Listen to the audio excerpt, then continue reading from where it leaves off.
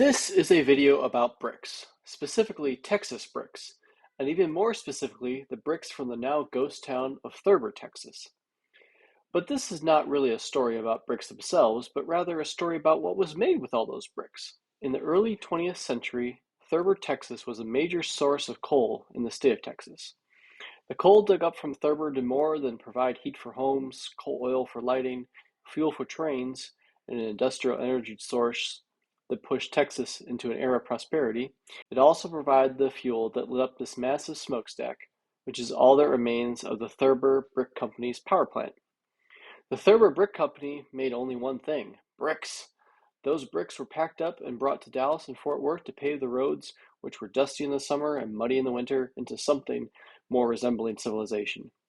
Residents were so excited about getting some nice new brick roads that they even wrote about it in their local paper. These bricks were used to make the buildings and roads of the stockyards in Fort Worth, as well as Camp Billy Boulevard in Fort Worth.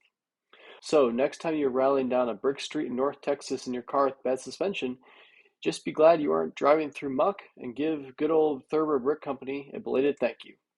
Oh, and here is a website where you can buy your very own Thurber brick.